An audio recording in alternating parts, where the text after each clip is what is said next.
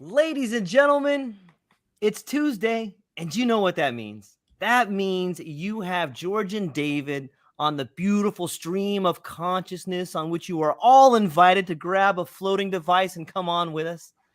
David, I'm so stoked you're here with us today. Would you be so kind as to reintroduce yourself as you do on every Tuesday? Of course. Thank you, George. Thanks for having me again. It's been a real treat to be with you every Tuesday like this. So I am David Solomon. I'm the Director of Undergraduate Research and Creative Activity at Christopher Newport University in Newport News, Virginia. I have been a professor of medieval religion, literature, and culture for the past 25, 30 years. Written a few books. My most recent book is on the 7 Deadly Sins. And do a lot of research and a lot of reading in a lot of areas and a lot of things that overlap with the interests of my friend George here, and so we get to chat about that. Yeah, I always look forward to Tuesdays. And before we got started, we had talked about how we begin on a topic, but sometimes we end up on a little tributary or a tangent or something like that. And I've got a lot of feedback from people that are enjoying the conversation. And I don't know if you've noticed, but I was looking on your LinkedIn page and there's all these comments that say more David Solomon. Have you seen that? Are you kidding? There is No. not. I think that there are. I think you should be looking at it. It's pretty impressive. I'll have to take a look. I'll take a look. I don't go on LinkedIn all that often, I got to admit. Yeah. Well, we're here today to talk a little bit about the shadow. Do you have any opening thoughts? Yeah. What do you think Yes, about it? Like, what are your I opening thoughts? queued this up because I think it's just perfect. Hopefully you can hear it.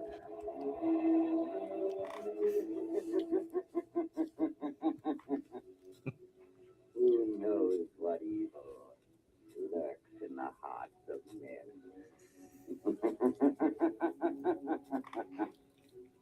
The shadow knows. There you go. That is beautiful. So that's the opening, of course, of The Shadow, the old radio serial. And actually, that particular version of it, I think that's Orson Welles actually, who did the opening for a few years. But yeah, so we're going to talk a bit about this idea of the shadow and what that means to us as humans and why it's important. Yeah. Yeah, I think that we both have a fond and a tremendous respect for the Jungian idea of the shadow, and I think that both of us have probably been faced with some pretty dark times where we were forced to incorporate or at least stare down our shadow if we were unable to integrate it. But what do you think? What, like, when you first hear the shadow, like, what comes to your mind? What do you think about? Well, I mean, it was a revelation to me personally when I discovered this idea in Jung early on when I started studying Jung, because it seemed both very relevant and also potentially horrifying to have to deal with aspects of yourself that are negative / dark, that are the kinds of things which Freud would describe as repressed. But Jung has a very different approach to it, and his approach is that you really can't repress these things and grow as an individual. You need to confront them, and basically work through it. And if you don't mind, I pulled out Jung's very short. I mean, it's 3 pages in his book Ion, his piece that's called The Shadow, which is kind of, I mean, for me, the definitive spot to go for what he says about this. And there's a paragraph in particular where he is just spot on for me. He says, the shadow is a moral problem that challenges the whole ego personality, for no one can become conscious of the shadow without considerable moral effort. To become conscious of it involves recognizing the dark aspects of the personality as present and real. This act is the essential condition for any kind of self-knowledge, and it therefore, as a rule, meets with considerable resistance.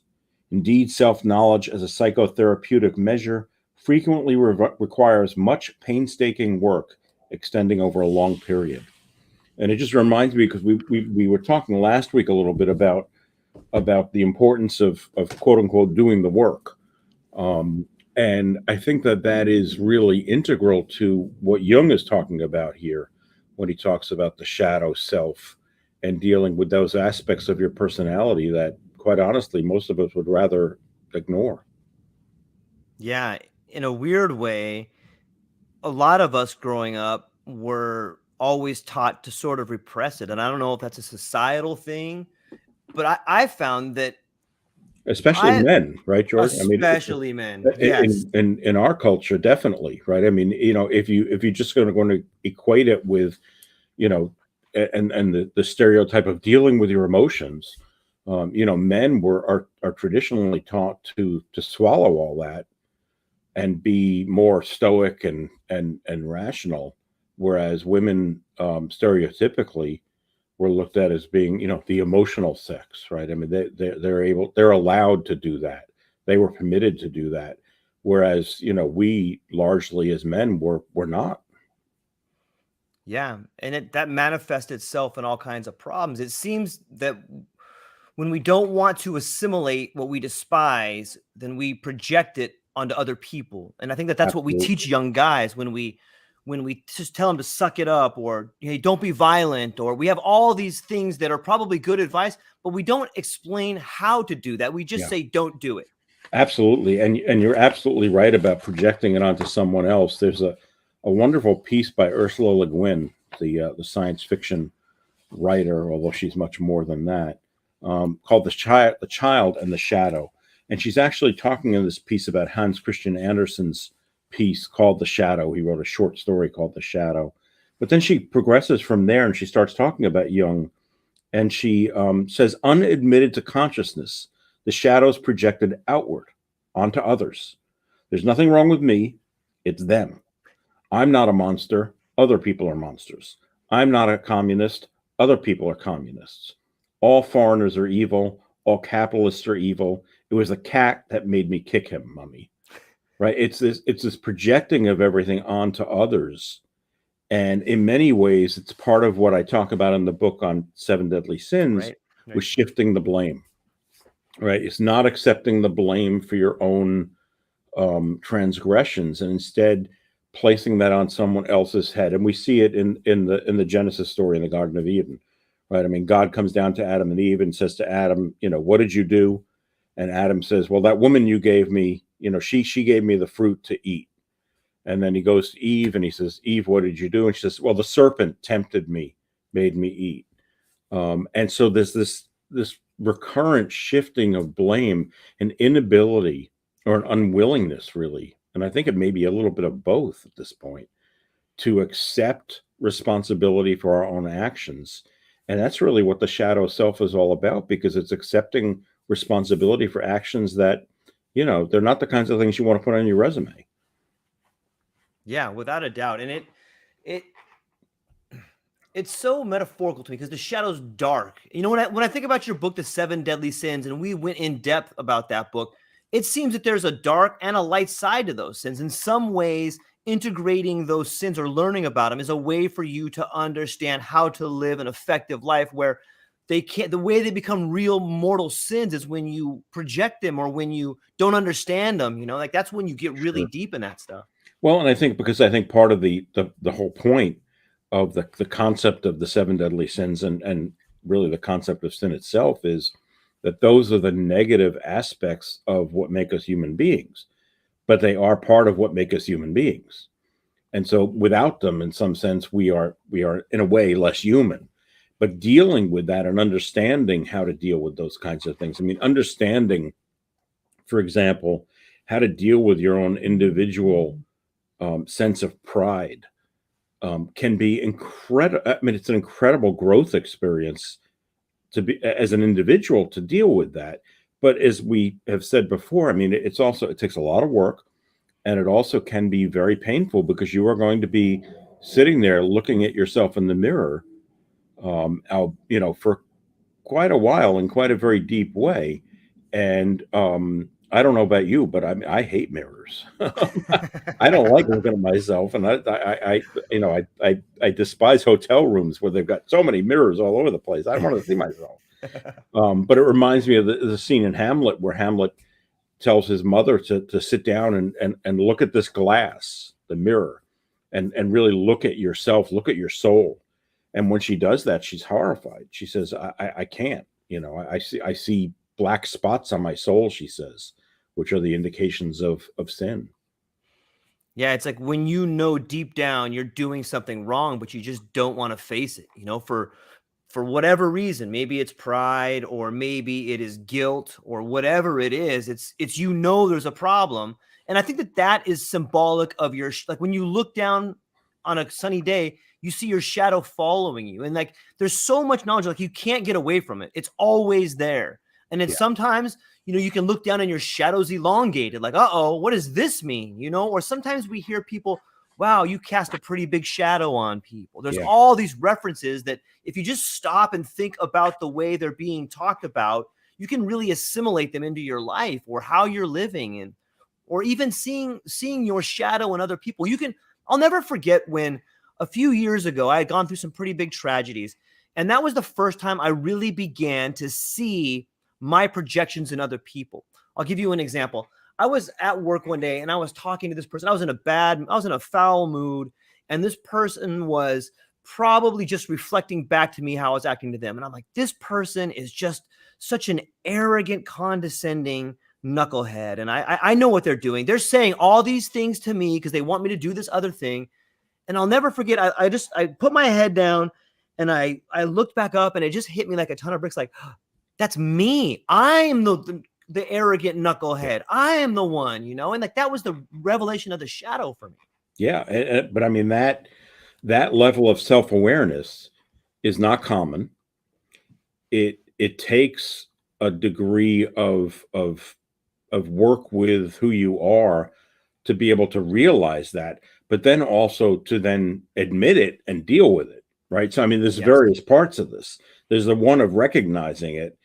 There's the other of, okay, well, how do I fix that then? And again, not to be repetitive, but it's hard work. And it takes time, and it takes not just that kind of self-reflection, but almost self-dissection, where you start to take apart who you are and try to understand why you're doing certain things.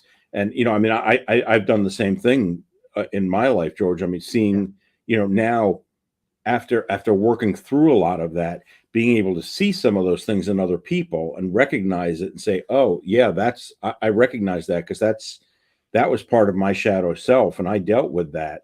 I understand what that is and who that is. But I think you're right. I mean, in some ways, and I think, this is a very Jungian approach as well, is, I mean, the shadow, it's part of who we are. Right. And everyone has it. Without a shadow, you're not a person, right? I mean, as you say, I mean, you're walking around outside. I mean, there's a shadow. And that is part of who we are. And I suppose, the real trick here is how we learn to deal with it, how we learn to work with it. And I think that's also part of what Jung is trying to say, which is, don't fight against it. You need to understand what that shadow self is and be able to, in a ways, reconcile yourself to the shadow self so that you can understand better how you can move forward. Because I think that, and the danger here is to look at, and my students do this sometimes, to look at the shadow self and say, well, it's purely negative. Shadow self is evil. No, it's not. It is the parts of yourself that are dark. And we all have parts of ourselves that are dark. And that's not necessarily a horrible thing. That, again, is what makes us human. And so, reconciling ourselves with those things, I think, is only going to increase our humanity. Yeah, that's well put. And it's interesting. I think the very idea that a lot of people say this part of me is completely negative is exactly what shuts them off from it. Because that means, so you've got it, the student or the people that believe it's all negative, they got it halfway right.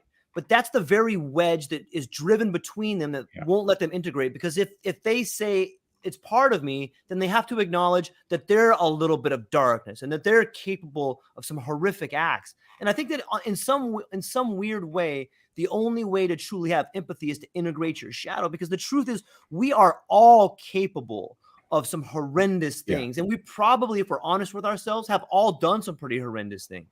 Yeah, no, definitely. I mean, I've been reading this small book which was written in 1944. I bet by the I would call him a philosopher, Denis de Rougemont. He wrote some really important books on love in the Middle Ages, and this book, which he wrote in 1944, I'd never even heard of before last week. It's called The Devil's Share, and it's really about Hitler. He's really addressing the questions about Hitler and Nazism and their relationship to evil and the devil. And it's really interesting because I'm about 3/4 of the way through it. And much of what he's saying is that it's a projection of things that we already have inside of ourselves, that in some sense we created this monster. And it brings me to something which I've had written on the whiteboard in my office now for probably 2 years, and I haven't been able to get to this because it's something I can't wrap my head around it yet. And I got this out of reading Jung, which is it possible that the devil, Satan, is God's shadow self? And I think that there's something there about that. And if anybody steals the idea, I'm coming after you. But I've had this written on my whiteboard because it popped up the last time that I taught my course on Jung, which now is about, I think it was before the pandemic. And I think that there's just something very interesting about that idea that, and Jung touches on this in places in his work, that the devil is really an aspect of the divine, that in some ways it's the shadow self of divinity. Now, of course, that for pure, Roman Catholics and other devout believers, that's blasphemous because it turns God into a person, anthropomorphizes him, and we don't want to do that. We want to keep the divinity as a divinity. But I think that's the difference when you start looking at Jung and you're talking about religion and theology in Jung. It's more about culture and archetypal criticism than it is about pure theology. I mean, I consider myself a scholar of religious studies. I'm not a theologian. Well, what's the difference? Well, theology is the study of theos, of God, and it assumes the existence of its subject. It already assumes God exists. Religious studies religions from in theory a more objective viewpoint, insider outsider. And I don't think Jung, even with his Christian background and the fact that he was his father had hoped that he would become a pastor, even with that still there, I think that in many ways what he's doing with religion is really looking at it from a very, very different perspective. And it's incredibly interesting to me. I think we had mentioned a couple of weeks ago his what he has to say about the Mass and the transformation of the wafer and the wine, and it's just incredible stuff. But it's more on the level of mythology and culture than it is theology. And of course, today people have kind of a hard time separating those things. I think, at least my students often do. If they come into class with a Christian background, it's difficult for them to kind of put that on hold and look at something with a different viewpoint. They can't get out of their own set of eyes and their own perspective growing up, raised religious. And I've dealt with that over the years. I teach a course on the Bible called The Bible as Literature, and students will always come into that class thinking, "Oh, I know the Bible." because they were raised Christian and went to church, and they think they know everything about it. And first of all, we start with the Old Testament, which most Christians are if not illiterate, certainly less literate in. And even when we get to the New Testament, a lot of times we see things and they look at things and they're surprised. So they realize that it's because my approach to teaching that is not from a theological perspective. We're looking at those as stories. We're looking at the history of it. And so it's a very different take on things. And I think that's what Jung is doing as well. Yeah, there's some great points in there. I think with the amount of time that you've had that on your whiteboard, I think that you're going to come up with some really good material from there. In some ways, and then to follow up on what you said, I think that a lot of people that are raised in a specific religion are raised in the shadow of their parents' belief of that Sure. religion. And that's why it's so dark, like it's dark around them. They can't see the other aspects of different religions because they're in the shadow of these giant ideas that were thrust upon them. And at such an early age, if the doors are shut around you, then it doesn't leave a whole lot of light to get in. Well, it's part of what we talk about when we talk about getting a liberal arts education, right? The liberal in liberal arts is freedom, right? You're being freed of preconceived notions. And most often, as you note, I mean, that comes from family and from parents. And we're not looking at that and saying that's a negative thing. We're just saying we are trying now for you to, as a thinking, critical adult, to make some of these choices and these decisions on your own without the influence of your parents. And that can be a really hard thing to do. And it's the old stereotype about going to college to find yourself, right? But that's what we're talking about, right? It's about finding out who you are, separate from your parents, who you've always been connected to. So, yeah, I think that is absolutely true.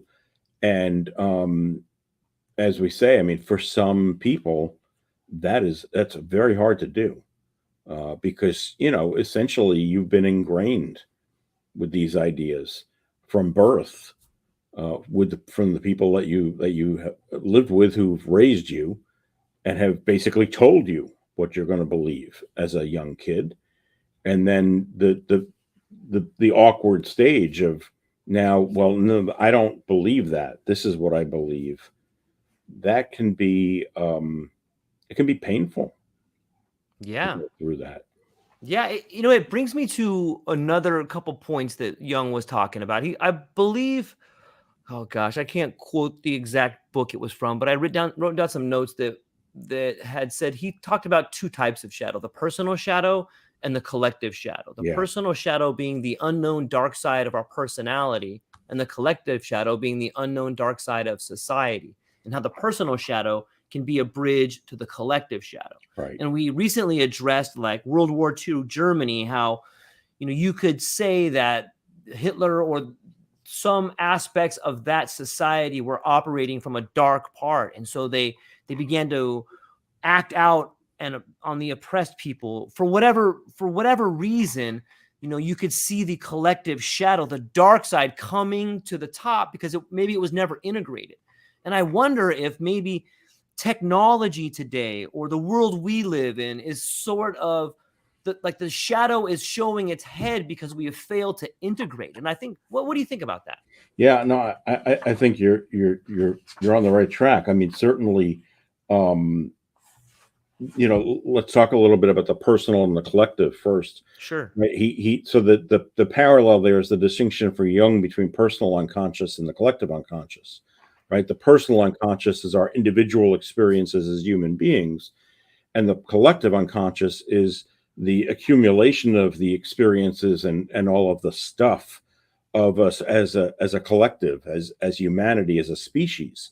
And it's the reason why he can connect things that have happened to human beings 10,000 years ago with what you're experiencing today, because we're all humans, right? So the personal shadow and the collective shadow are parts of that same kind of idea. Certainly, I think that part of what has gone on especially, and it's funny because as much as I read these writers who are writing around World War I and around World War II and talking about what was going on in the world, and I read them today in 2022, I'm always struck by the fact that I read them and I say, that's today. And I don't know if that's, I don't know what, I mean, in some ways that is sad because you think we're going to get past some of these issues that are so negative. But in this book on the Devil's Share, de Rogemont's talking about the rise of Hitler, and I mean, it sounds like so much of what's going on in democratic societies around the world, not just in the U.S. And I think you're right. It gives rise then to oppression, and when people feel that sense of just not inadequacy, but unsettledness and insecurity. I mean, I look at what's going on, for example, in Iran right now with the protests in the streets with these young women. I mean, it's just amazing to watch, but it makes me wonder, why now? And yeah, I mean, there was one case, one young woman who had been arrested by the morality police and I believe was executed. And that was the reason, the impetus for this most recent uprising. But I don't know about you, but I never remember an uprising like this in Iran in my lifetime, not since the Shah. And especially from women who are in the streets burning their hijabs and cutting their hair. Wow. But what does that say then about the society and the governmental structure there at a higher level? And it seems to indicate when something like that happens, just this instability. And instability can be good and it can be bad, right? I mean, I think about the instability here in the US, for example, after George Floyd was killed, and we had our situation with the rioting and the protests and the reaction by our government. And I mean, I remember sitting at home watching that stuff on CNN and really being not only unsettled but afraid that this was going to break out into all anarchy. And it's funny because now when I go to DC, which is not far from me, and I walk over to the White House and walk down what is now Black Lives Matter Plaza and stand right in front of that church, it's hard to believe what had happened there just not that long ago. And that's the same reason, I'm sure, why people are taken to traveling and visiting the concentration camps, for example, to be at the site where that had occurred and to reflect on it.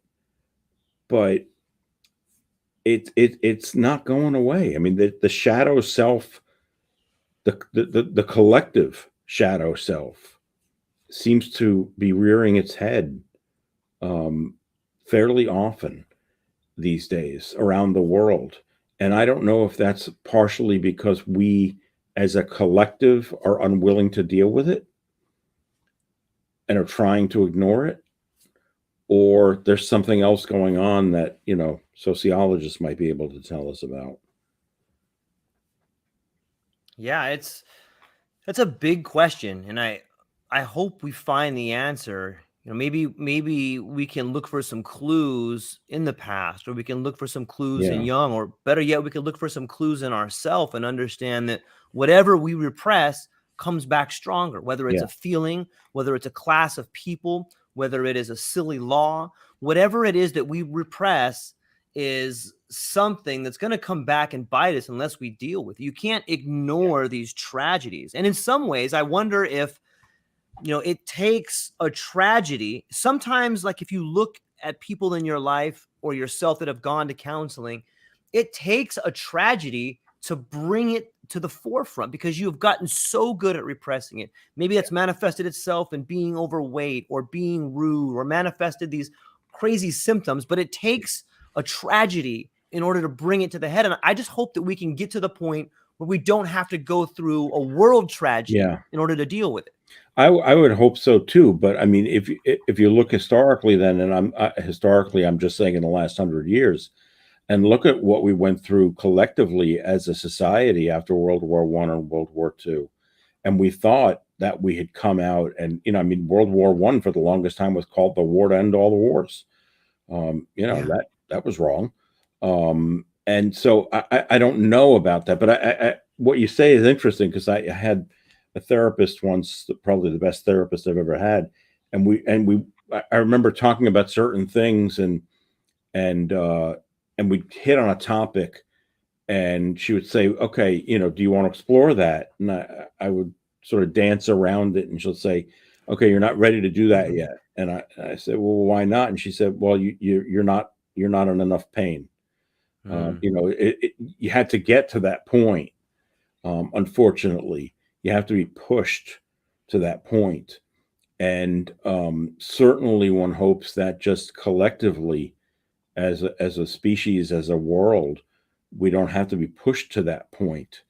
I've been reading a lot in the last couple of days about Biden's mention of Armageddon, and the rise of nuclear weapons, and the use of nuclear weapons in North Korea and Russia. And I think Biden said the other day this was the most serious nuclear uh, issue that we've had since the Cuban Missile Crisis, and that's stunning. Because most people would agree, if you study the Cuban Missile Crisis, I mean, we were right on the brink there. Um, so it's a matter of understanding who we are as human beings. I mean, as I said before, I mean, all of my work comes down to, how do we understand each other better as human beings, and appreciate each other as members of humanity. And when I see what's going on, for example, in Ukraine, in these last couple of days, I mean, what the heck is going on there? These are people. These are people, and the way that politics has grown to become so divisive globally now, not just here in the U.S. To be sure, we've always had an issue with that, but it seems to be more incendiary today. And maybe it's because of technology and the speed with which we lead our lives. I mean, if you studied the history of the American Civil War, I mean, that was slow, and things don't happen that slowly anymore. Yeah, so much is made about the holiday of Juneteenth, because the slaves in Texas finally heard that they were free. How many months was that after the Emancipation Proclamation was actually issued? Now it's instant, and that is good and that is bad, right? I mean, I know myself personally, I cut back on the amount of news that I watch on TV dramatically in the last 9 months. I just couldn't do it anymore. It was too much. And it's not that I don't want to know the news. I mean, I read the print news. I read a lot of print news. I read some online stuff, although I try to stay away from that as well. But I'm not watching nearly as much TV news as I was. My default when I used to go home was to turn CNN on. I don't do that anymore. It's overwhelming, and it doesn't mean that I don't care. It's just the constant pounding of all of this just bad news is I don't think it's beneficial in the long run to us individually.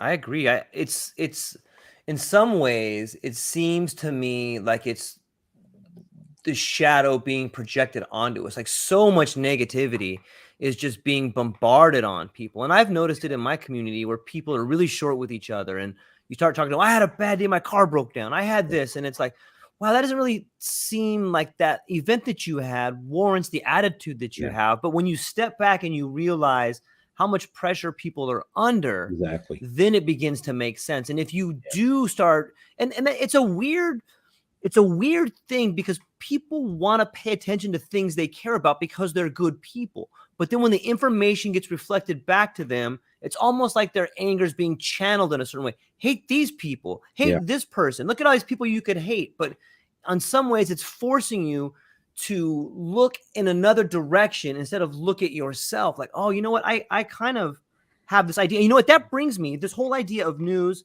and the shadow brings me to there's a piece by Edward Bernays in this book called Propaganda. And I think it's really relevant. It says, we are governed, our minds molded, our tastes formed, our ideas suggested, largely by men we have never heard of. This is a logical result of the way in which our democratic society has been organized. It doesn't mean it has to be organized that way, but it means that in some ways, propaganda, I'm not saying that news is propaganda, but a lot of it is trying to get their opinion out there. And if you look at it from just that particular couple sentences, we are governed, our minds molded, our taste formed, our ideas suggested. I think that is a form of the shadow. You know, it's an unrealized look at the world when you don't take time to realize the light, the truth that could be happening. Instead, you give into the easy idea that's given to you. Then it's dark for so many reasons. It's dark because part of you realizes that's not your truth. That's someone else's truth. That's someone else's pain. And you can't fix someone else's pain. And so all that's left is the darkness there. And when I look at the world folding today, there's no difference between Ukrainian people and Russian people and American people. And it's not the people that are doing this. It's a handful of leaders that are fighting over resources for non-government organizations and family offices and, Don't this idea of forget legacy. personal egos. Personal egos. Are you kidding me? It's the people that haven't integrated their shadow. But the interesting thing in that Bernays quote, and Bernays is this is the guy who, the advertising guy, right? Right. He was revolutionary in advertising and subliminal advertising in particular. I think he was related directly to Freud. Yeah, I think so. But the interesting thing in that quote is the form of the verbs, which all takes the agency away from the individual. Wow, I didn't even catch that. You're right. Well done. He says you're forced to. It's suggested, right? It's nothing that's coming from you. It's external, and that's incredibly dangerous, right? I mean, newsflash. If you're losing personal agency, then this should be a red flag. Something's going on, and part of it is about the sheep, right? About herding the sheep. And that's what leaders want to do. And leaders are, presidents and prime ministers and also the heads of corporations, right? Yes. Who, want sheep because they want everybody to buy this product over that product. And that is, it is very dangerous. And it's, I think in some ways you can actually talk about a sense of self and shadow self in just about any entity. And that can be in a corporation too, right? Absolutely. I mean, we see corporations that have certainly dark sides to them. I've been reading a lot in the last couple of weeks about the various large corporations in the US and who and to what causes they're donating money. And I'm never certain how accurate it is what I'm reading, so I'm not going to name any names. But there were two companies that were mentioned, and I do business with those companies all the time. And I was a little bit horrified to find out that they were funding some of these things that I am completely opposed to. And I want to investigate that further. But they would say, well, we're a big company and, we don't know everything that's being done and blah, blah, blah. But that seems like an excuse to me, right? It's an excuse about size. And we see this going on with universities and colleges in the last 10 years who are divesting from various organizations and companies when they realize that they are actually big investors in those companies and they don't agree with their values anymore. Maybe they did once. Most recently we've seen it a lot with investments in companies that have a heritage in slavery. I don't know if it's going on out there in Hawaii, but up and down the East Coast within the last 3-4 years, we've had just school after school be renamed. Public schools, community colleges. If it was named after someone who was somehow involved with or even owned slaves, that they're renaming the schools. We've had a bunch of them in the area here in Virginia, no surprise, including a community college right down the street, which was named after a guy named Thomas Nelson. I couldn't tell you the first thing about Thomas Nelson, but apparently he owned slaves. And so the board voted to change the name of the school. Man, I haven't seen a whole lot of it here in Hawaii. Yeah. But it's Hawaii Hawaii is this giant melting pot of so much Eastern influence, and it seems to me that there is a different type of minorities here, but there's also a different type of relationship between different people and different cultures and stuff. So in some ways it's very beautiful. I could see that happening. I often wonder if that's the right move. I think sometimes I don't know, because I'm not black, or I'm not part of a minority. At least in Hawaii, I'm part of the minority, so I get a weird looking glass view of it. But I wonder if getting rid of some historical idea might not perpetrate it in the future. I think there's and we've had a lot of discussion about this in the last couple of years in the museum studies world about what to do with all these monuments. Right. In Virginia, we've got all these Civil War monuments. And what do we do with them? And they're not memorials, they're monuments. And one of the things that I have to discuss with students is the difference, right? A monument is something which is erected in order to pay homage to somebody, whereas a memorial is about remembering somebody. There's a subtle difference there, right? But a lot of these monuments have been taken down, and the discussion about what to do with them, and in general, it seems the general consensus is, they need to be put into a museum or put someplace, like that, not just be on public display like they have been. Most recently, there was one, I was talking to somebody about this a couple of weeks ago, that was taken down here in Virginia, and I forget where it was or what it was, but apparently somebody bought it. And they've got it in their yard at the moment. Oddly enough, and not because they necessarily agree with anything, but it's just a matter of saving the item. But I think that this, and the only thing that I can think of is, as a Jew, I wouldn't want to attend Adolf Hitler High School. Right. Right. So, I can appreciate if someone is African American and doesn't want to attend, Robert E. Lee elementary school. And I get that. I do think it's important that we keep our history and that we understand our history. Obviously, we are well aware that if we don't understand our history, we're going to relive it. But by the same token, there certainly is a line there between, what's appropriate, and I use air quotes, and what is over the line when we're being a little too sensitive to everybody's itches and annoyances. In some ways, that's part of life, unfortunately. I grew up in the Bronx in the 1960s and 70s. And I experienced anti-Semitism growing up. I remember certain things. I wasn't really aware of what it was at the time because I was too young, but reflecting back on it, I'm like, oh yeah, that was an example. It would be nice if there was no anti-Semitism. It's not going to happen.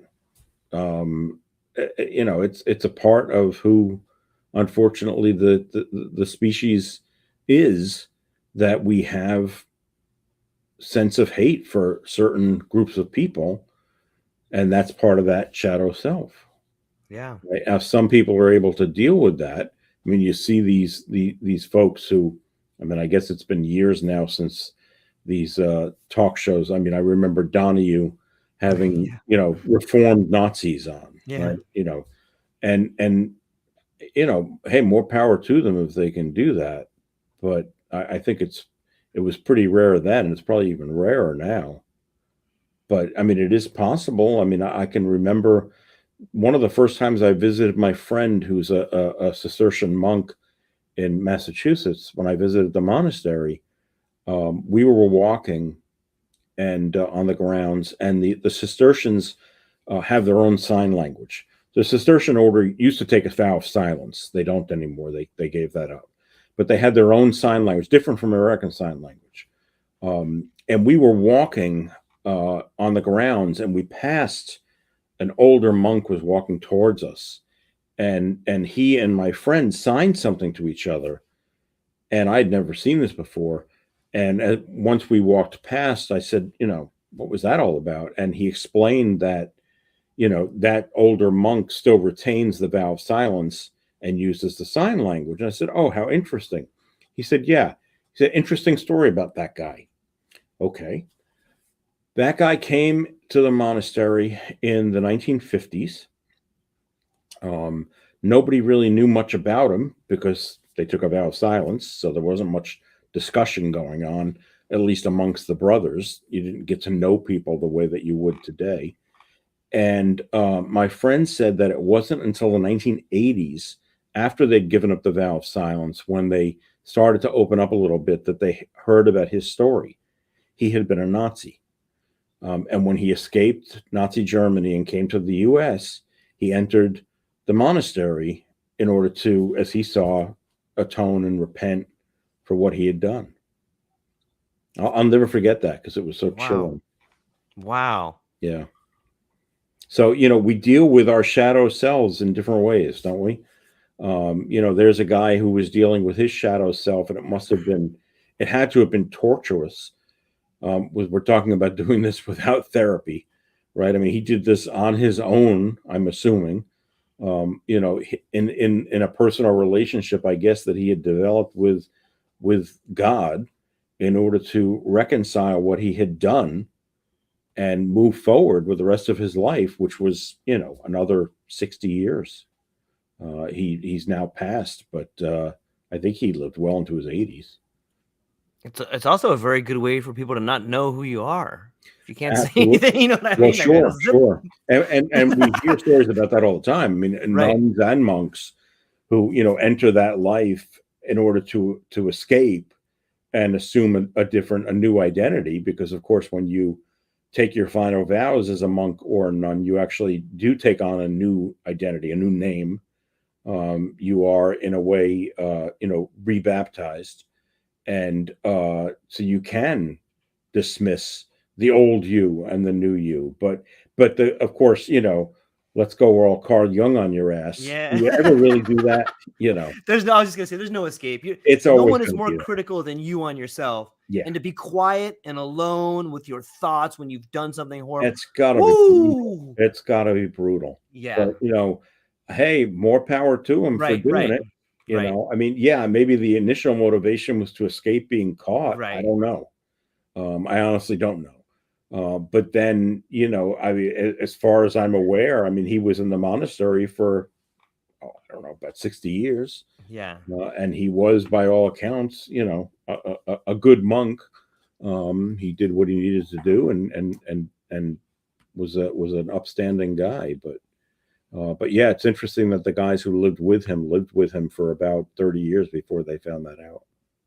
Yeah, there's no escaping from your own thoughts, and quite honestly, it's your own thoughts that do you in or make you. It's nice to have someone to bounce things off of or to console you, but ultimately, when you look at the monsters or the saints of history, it's usually been their own doing that has got them to where they are. Yeah. Well, and that's why, through Jungian therapy, I mean, you're doing most of the work.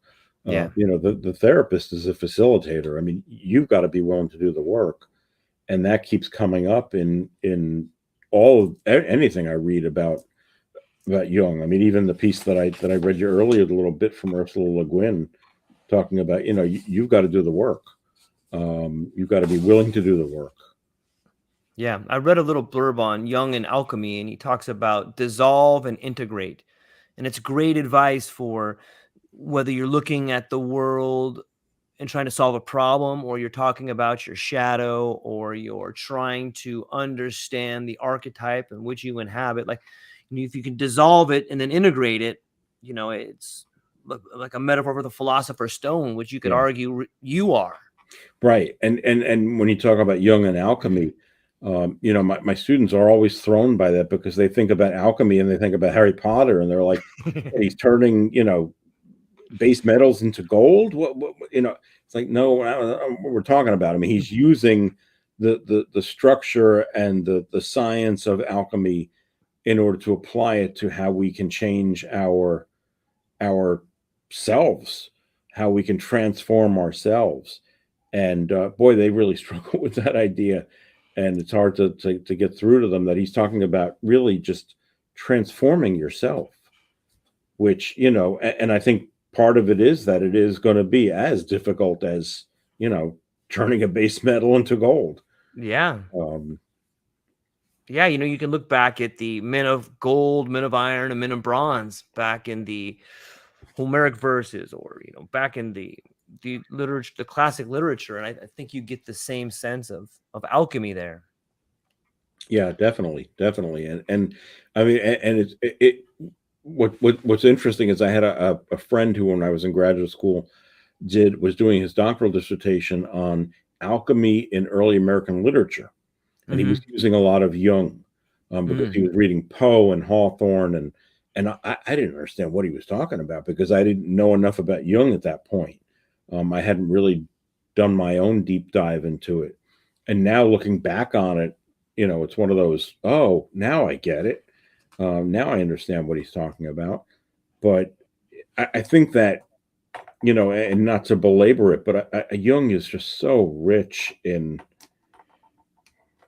personal growth. I mean, the course that I teach on Jung, I mean, my students conventionally really love it, and most of them had very little to no exposure to Jung coming into the course, and they have very different reactions to him.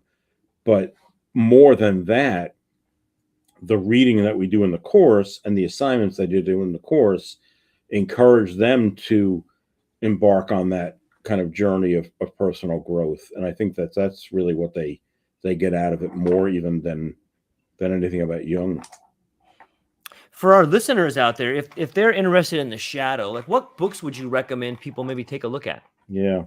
Well, I mean, I would read Jung's 3-page piece on the shadow in his book Aion, which is Aion.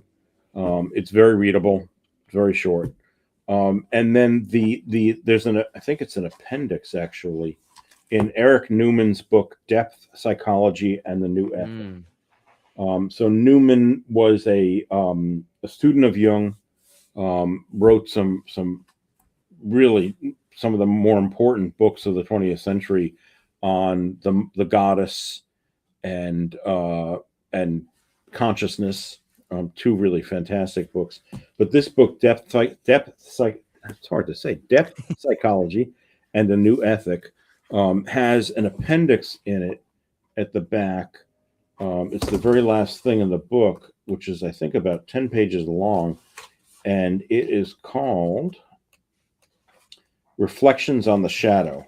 And it's a really succinct, good sort of overview of what Jung has to say about the shadow, and then how it can be then put into good use, whether you are, doing work with yourself, or, work as I do a lot with literary characters, right? And looking at literary characters and understanding the aspects of their personalities.